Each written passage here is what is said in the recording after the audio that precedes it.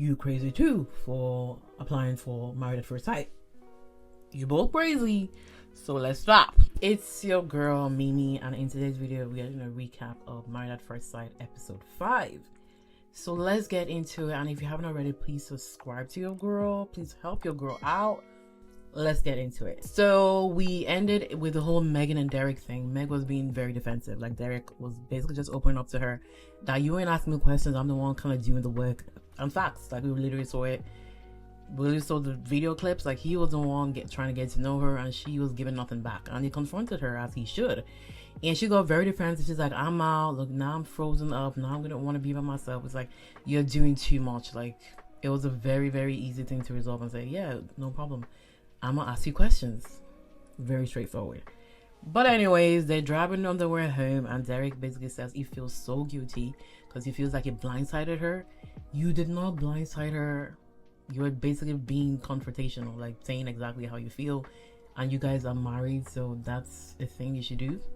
Even if you're not married, it's the human thing to do. Confront someone with your issues, and her being defensive, deflecting, shows there's some aspects of it that she feels guilty of, that she knows you're right. Derek, if I was in Derek's shoes, I would be kind of fed up of her, but he still wants to make things work. So now next morning, they've sorted everything out, and she confronted them saying that she's an avoider. She doesn't like to talk things through. Like, she just shuts down and just wants to be by herself. But based on the experience now, she wants to get comfortable with the uncomfortable. She wants to be more vulnerable and everything. And I'm like, damn, if you don't like to talk things to, you're an avoider. You got a lot to work out on. And I don't know if everything can be worked out in I'm not sure if everything can work out in these few days or a month that they have together to get married. Like, it's something that you need to work on the daily. And I'm just thinking, like, the way she talks about, you know, her working in her business, obviously she works in a family business, she's lost the control. I'm just like, how do you deal with your employees during like conflicts or issues and everything? She's gonna be a very mean and strict boss. Like, she doesn't like to talk you through, thinks she's always right. How is the business thing working there? Now I get to ask what she says. She loves to be in control, especially at work. She's gonna be a very like tough boss, or boss you can't really talk to because you feel intimidated by her. Derek basically says, yeah, I get you, you know, I'm kind of the same as well. Like, we both kind of been living alone for a while, and you know, this is like a new thing, so but we work on it. And then they talk about kids, and Derek says he wants 3 kids. Megan's like, hold up there. And we know Megan is the one that froze her eggs. She said, hold up there, like 3 kids, that's a lot. Like, pregnancy is a lot. I don't think so.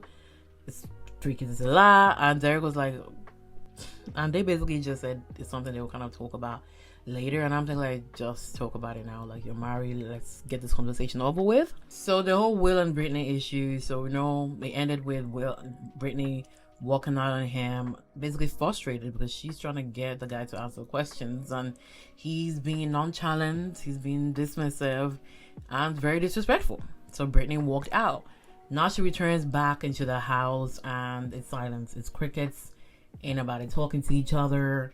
But when they're about to go to bed, Will said, you walking out, is that something you do? And Brittany basically says no. And you know, I kind of said like I was going to take a shower, but I'm really sorry for not letting you know that I was leaving. Next time I'll let you know. And I'm thinking, like, you guys already had an argument. It's a day to kind of call it a day and just talk about whatever you want to talk about tomorrow. He continues on with the conversation they had an argument about. So he's basically like, I'm always the one asking questions. And I'm like, Will, do you really want to solve something here? Like, what is your plan here? What is actually your plan? He's basically like, I'm the one asking questions. Like, if it's the wrong thing, just tell me.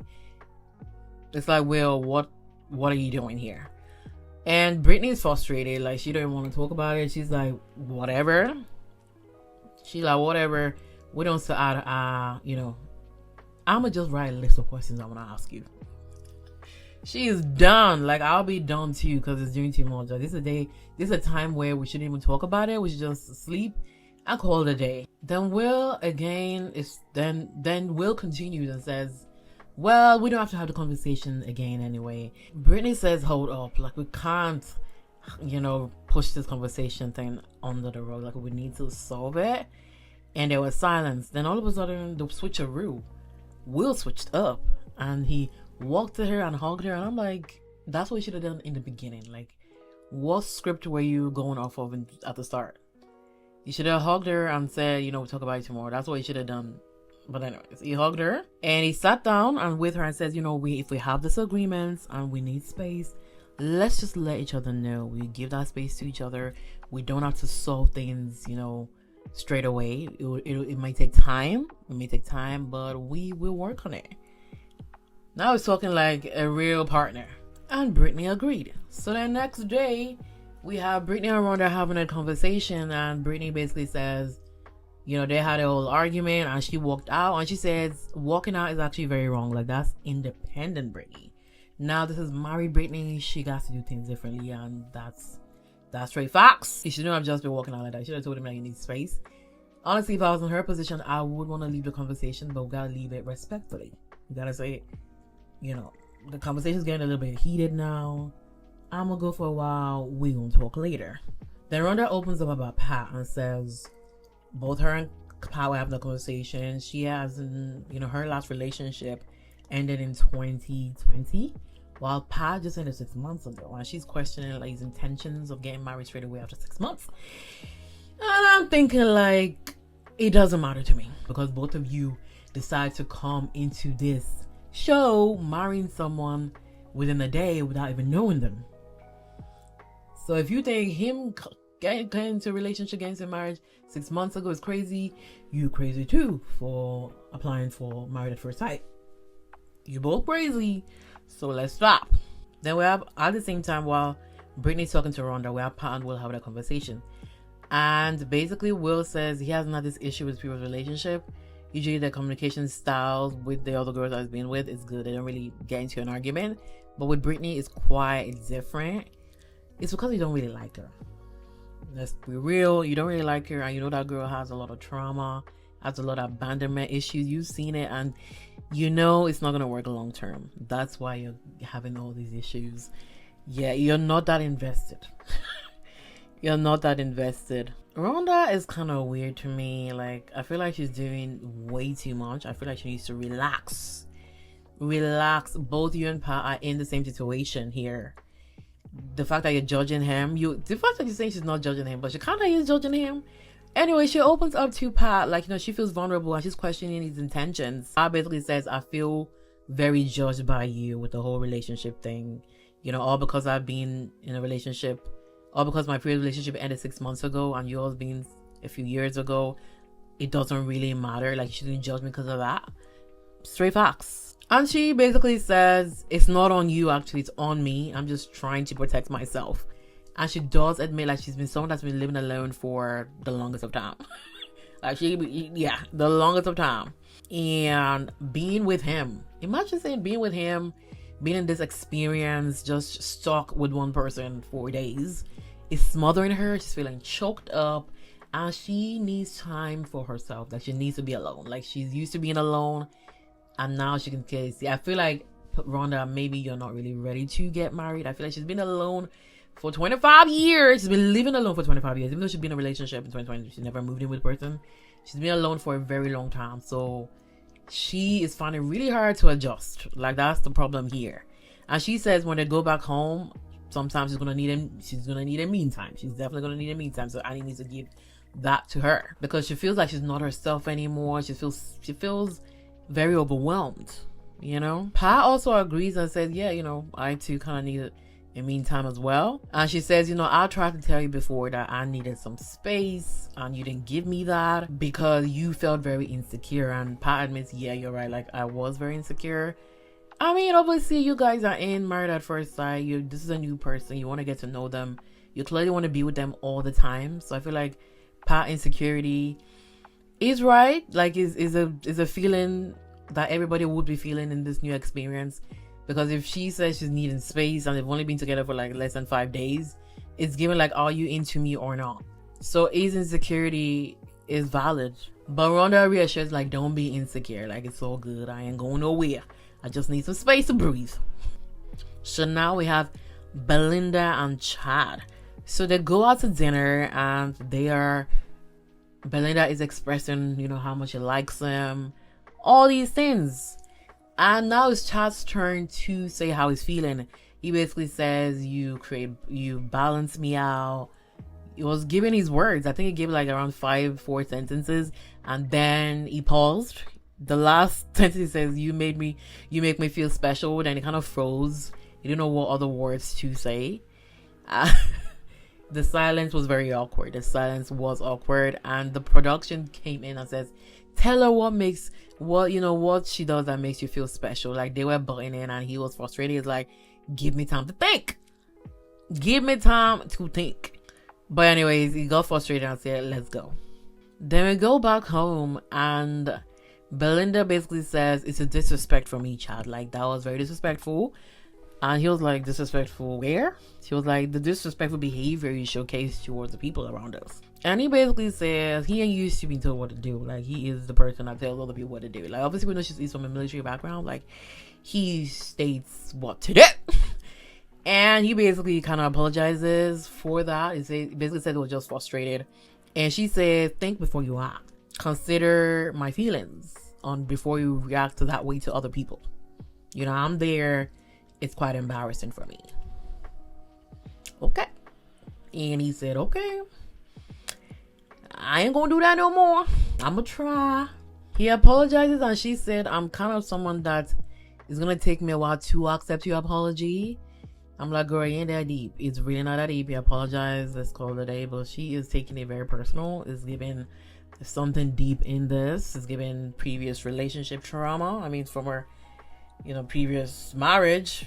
Yeah, she started bursting into tears and I'm really confused, and Chad is literally like, what's going on here? She basically says she doesn't want him later to resent her for not being on his side, for not taking his side. And he's like, there is no sides to take here. I heard what you said. I'm gonna try to do better. Yeah, Chad is confused why she's breaking down like this, and I'm feeling like it's previous trauma. So now we're back to our main characters of the show, Brittany and Will. Brittany basically brings up the whole intimacy thing. She feels rejected, unwanted, because Will doesn't want to get down with it. Will basically says, based on the last time, based on the argument, based on how I made you feel last time, I want to take things slow. He basically says, getting intimate, getting down with it, it's not a big deal for him. He can wait. Like, he's not as hungry as you, Brittany. So Brittany basically says she doesn't feel wanted. She's married to someone that's distant to her. She's married to someone that doesn't want to get intimate with her. Like, if it was the other way around, you wouldn't like it.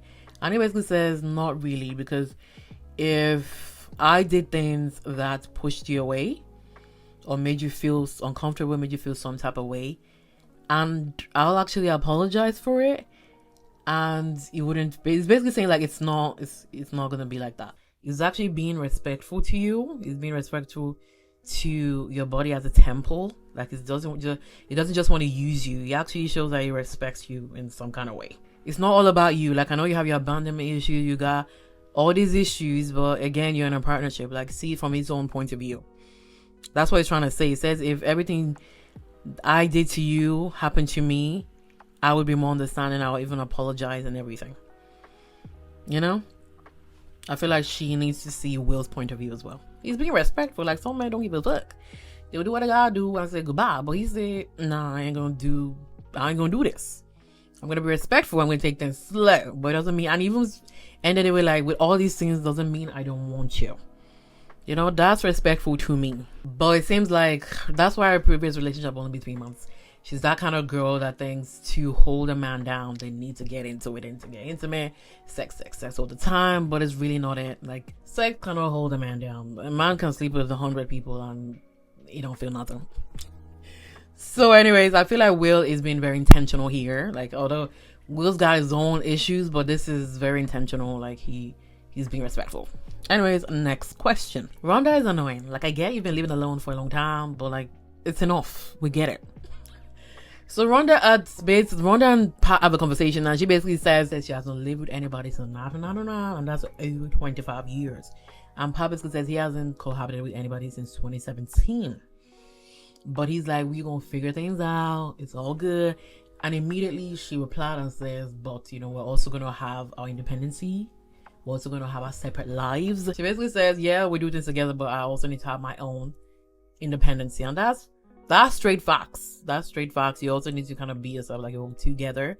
But the way she said it, and the way she's been emphasizing on feeling smothered and everything, is giving like she really needs a lot of things that she wants to do alone. Like, you know, I get, you know, you having your own thing, like that's normal. Everybody needs to have their own thing. But the way Rhonda is expressing it is giving like they're gonna have a real separate life. It's gonna be like we're married, but we kind of live separately. That's the vibe she's giving. The example she gave made no sense, because I don't need to tell my partner that if I want to go for a walk, let me go for a walk alone. Like, these are things people do whether married or not. Like, you don't need to ask.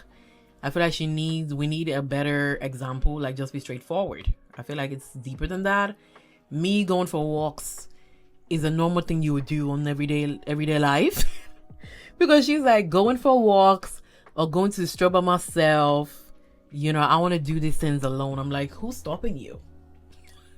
Just emphasize, just say what you really want to say. I feel like there's something more than this. Me going for a walk, going to the store, like, half of the time you're going to be going to the store, grocery shopping yourself anyway. Like, that's straight facts, you know? Like, nobody's going to be smothering you from going for walks. Then she asked him, like, how do you feel about that? Me going for walks for myself, going to the store for myself. He's like, have fun. Have fun. I'm pretty much going to do the same thing as well. I'm like, yeah, straight facts. And again, she emphasizes we need to live our independent lives. Then when we do that, we come together and make the relationship work. The way she's talking to this man sometimes is giving like you're teaching him things, and it's like he's mature as well. She's basically telling him balance is key. It's giving 50% I'm gonna be independent, 50% we're gonna be in a marriage.